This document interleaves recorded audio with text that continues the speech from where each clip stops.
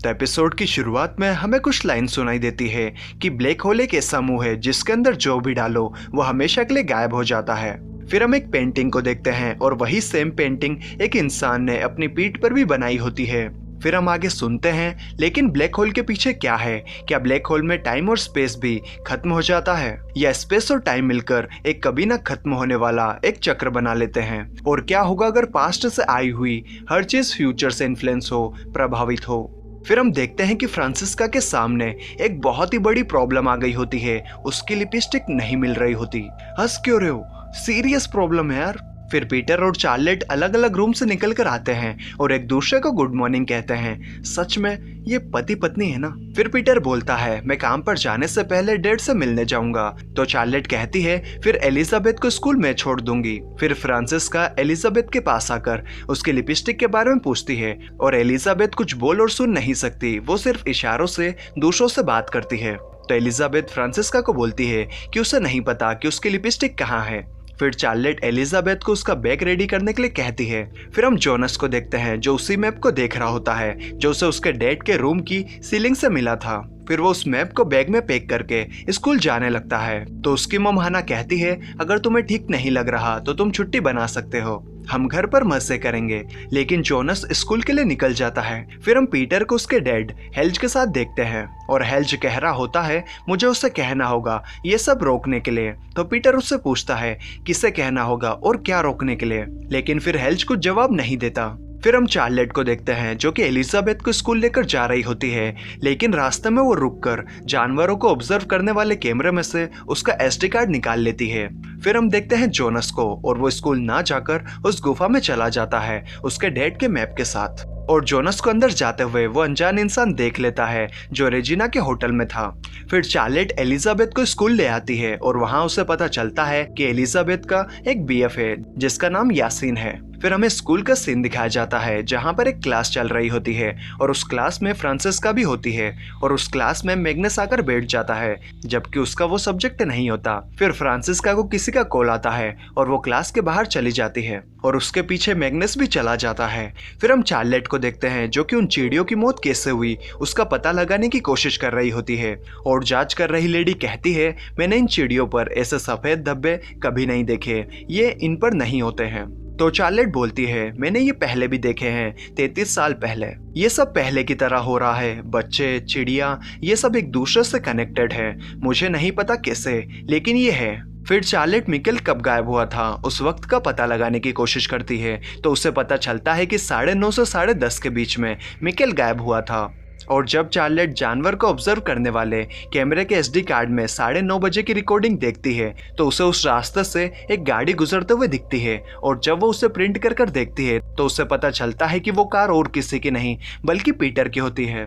फिर हम पीटर को देखते हैं और उसकी गाड़ी में वही लाल मिट्टी होती है जो उस बच्चे के कपड़ों में से मिली थी जिसकी लाश जंगल में थी और वो उस मिट्टी को जल्दी से झड़काता है और तभी उसे चार्लेट का कॉल आता है और वो उससे पूछती है उसने उस रात को कॉल क्यों किया था जिस रात को मिकेल गायब हुआ था और तुम उस रात कहां पर थे? तो पीटर बोलता है, मुझे याद नहीं कि मैंने कॉल क्यों किया था, लेकिन कोई खास काम नहीं था और मैं उस रात 10 बजे तक अपने ऑफिस में ही था, रिपोर्ट्स बना रहा था। फिर पीटर पूछता है, लेकिन तुम ये सब क्यों पूछ रही हो? तो चार्लेट बोलती है, बस ऐसे ही, वो मैंने कुछ मेल किया था तुम्हारे ऑफिस में, क्या वो पहुंच गया?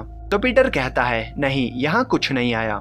फिर हम फ्रांसिस्का को देखते हैं और वो जंगल में कहीं जा रही होती है और मैग्नस भी उसका पीछा कर रहा होता है। तभी फ्रांसिस्का एक जगह पर रुककर वहां से एक टिफिन निकालती है और उसके अंदर एक पैकेट होता है। तो वो उस पैकेट को अपने पास रख लेती है और उस टिफिन को दबाकर वापस लौट जाती है। फिर हम देखते हैं कि चार्लेट एक प्रोस्टिट्यूट के पास जाती है और उससे पूछती है, क्या पीटर मंडे को उसके पास आया था? तो वो बताती है कि पिछले 1 साल से वो यहाँ नहीं आया। फिर हम जोनस को देखते हैं और वो मैप को देखते हुए गुफा में किसी जगह पर जाने की कोशिश कर रहा होता है, लेकिन उस जगह का रास्ता बंद हो गया होता है एक चट्टान की वजह से। तो जोनस वापस बाहर आ जाता है और अपनी साइकिल पर एक रस्सी को लटकता देखता है और उसे समझ नहीं आता कि ये किसने रखी है। फिर हम फ्रांसिस्का को देखते हैं और वो वापस से स्कूल में आ जाती है और उस पैकेट को अपने बैग में रख लेती है और मैग्नस भी उसके पीछे स्कूल आ जाता है। फिर फ्रांसिस्का ड्रेस चेंज करके किसी डांस क्लास में चली जाती है। मुझे नहीं पता ये कौन सी डांस फॉर्म है, किसी को पता हो तो बताना। और मैग्नेस भी उसे डांस करते हुए बाहर से निहार रहा होता है। फिर हम चार्लेट को देखते हैं और वो एक जगह पर आती है और उससे वहां पर वही लाल मिट्टी मिलती है जो उस बच्चे की लाश पर थी। और तभी उसे उस डॉक्टर का कॉल आता है और वो बताती है कि उन चिड़ियों के दोनों कान के पर्दे फट चुके हैं। तो चार्लेट पूछती है क्या इसकी वजह से उनकी मौत हुई। तो वो डॉक्टर बताती है उनकी मौत अपना संतुलन खोकर जमीन पर गिरने की वजह से हुई है। गिरने की वजह से उनकी हड्डी भी टूट गई है। ऐसा अक्सर होता है जब इलेक्ट्रोमैग्नेटिक फील्ड उनके सेंसरी सिस्टम को इंटरफेयर कर देती है। तो चार्लेट पूछती है क्या ये हाई वोल्टेज पावर लाइंस की वजह से हुआ है। तो वो डॉक्टर बताती है कि ये इलेक्ट्रिकल अप्लायंस से हुआ है और वो सफेद धब्बे एक तरीके का परिवर्तन है। तो चार्लेट पूछती है क्या ये रेडिएशन की वजह से हुआ है। तो वो डॉक्टर बताती है कि उसने चेक किया था लेकिन चिड़ियों का रेडिएशन नॉर्मल है। फिर चार्लेट उस घर के अंदर घुस जाती है और वहां से उसे एक बेसमेंट का गेट दिखाई देता है जो कि घर से थोड़ी दूर होता है। फिर चार्लेट उसके अंदर चली जाती है और जैसे ही वो अंदर जाती है वहां की लाइट्स अपने आप ऑन हो जाती है और फिर चार्लेट को किसी का कॉल आता है। फिर हम देखते हैं कि फ्रांसिस्का अपनी डांस क्लास खत्म करके आती है और देखती है कि उसका पैकेट उसके बैग में नहीं होता। तभी वहां पर मैग्नेस आता है और उस पैकेट में से बहुत सारे पैसे निकालकर पूछता है तुम्हारे पास इतने सारे पैसे कैसे आए, क्या ये तुमने ड्रग्स बेचकर कमाए हैं और इसीलिए तुम गुफा में थी। तो चार्लेट कहती है इससे तुम्हारा कोई मतलब नहीं है। फिर मैग्नेस पूछता है कि तुम इतने पैसों का क्या करोगी। तो वो बोलती है इस आफत से बाहर निकलूंगी। फिर उनके बीच में थोड़ी सी बहस होती है और फ्रांसिस्का बताती है कि उसके मॉम और डैड 1 साल से अलग अलग रूम में रहते हैं। उनकी शादी खत्म हो चुकी है लेकिन बस कोई ये बात कहना नहीं चाहता और ऐसे ही लड़ते लड़ते इन दोनों की प्यार मोहब्बत शुरू हो जाती है। अब ये मत पूछना कि ऐसा रियल लाइफ में भी होता है क्या, अपने को कोई आइडिया नहीं है। फिर हम पीटर को देखते हैं और वो अपने ऑफिस में होता है और उसे चार्लेट का कॉल आता है और वो उसे एलिजाबेथ को स्कूल से लाने का बोलती है। फिर हम एलिजाबेथ को देखते हैं और वो फ्रांसिस्का की लिपस्टिक निकालकर लगाती है। फ्रांसिस्का को बताना पड़ेगा ये छोटी सी लड़की बहुत झूठ बोलती है। फिर वो स्कूल से बाहर निकल जाती है और उसे रास्ते में एक चॉकलेट का वेपर मिलता है जैसा कि उल्रिक की मॉम को जंगल से मिला था। फिर पीटर एलिजाबेथ को लेने स्कूल पहुंच जाता है और उससे पता चलता है कि आज 2 बजे ही स्कूल खत्म हो गई थी क्योंकि एक टीचर बीमार थी। फिर हमें पता चलता है कि चार्लेट को अलेक्जेंडर का कॉल आया था क्योंकि उल्रिक न्यूक्लियर पावर प्लांट में घुस गया था और उसे वहां की सिक्योरिटी ने पकड़ लिया। फिर चार्लेट उल्रिक को लेकर जा रही होती है और कहती है कि मैं समझ सकती हूँ कि तुम्हारा बच्चा खो गया है लेकिन तुम ऐसे पावर प्लांट में नहीं घुस सकते। तो उल्रिक कहता है तो क्या मैं कुछ ना करूं जैसे कोई कुछ नहीं कर रहा, क्योंकि बच्चा मेरा खोया है और किसी का नहीं, इसलिए सिर्फ मुझे ही पड़ी है। आखिर सर्च वारंट कहाँ है बताओ।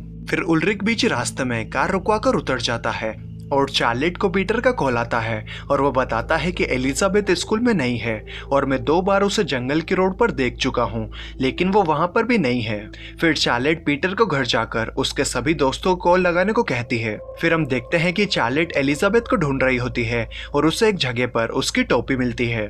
फिर पुलिस भी एलिजाबेथ को ढूंढने में लग जाती है। फिर हम देखते हैं कि कोई इंसान उसी घर में आता है जहाँ पर चार्लेट को लाल मिट्टी मिली थी। फिर हमें हेल्च को दिखाया जाता है जो कि जंगल से निकलकर पुलिस वालों के पास आता है और कहता है मुझे उसे बताना होगा, उसे रोकना होगा।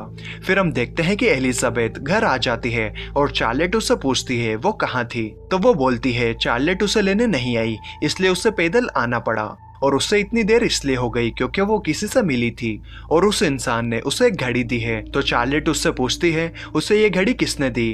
तो एलिजाबेथ बताती है कि नोआ ने। तो चार्लेट पूछती है वो कौन है। तो एलिजाबेथ बोलती है कि उसने कहा कि ये घड़ी आपकी थी, मतलब चार्लेट की थी।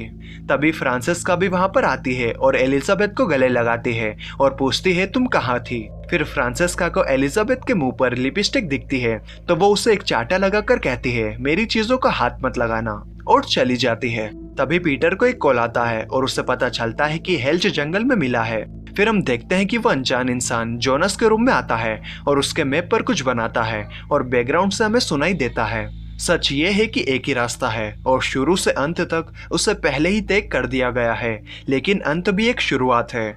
फिर हम हेल्च को देखते हैं जो कि एक हॉस्पिटल में होता है और एक नर्स उसकी पल्स चेक कर रही होती है। तभी हेल्च कहता है मुझे उसे रोकना होगा। तो वो नर्स पूछती है किससे रोकना होगा, तो हेल्च बताता है नोआ को। फिर हम यासीन को देखते हैं और वो जंगल के रास्ते से स्कूल जा रहा होता है और रास्ते में उसे एक लकड़ी का पुतला मिलता है। फिर वहां पर एक इंसान आता है और वो यासीन से कहता है मुझे नोआ ने भेजा है। और यहीं पर ये एपिसोड खत्म हो जाता है। और यहाँ तक आए हो तो चैनल भी सब्सक्राइब कर ही लो।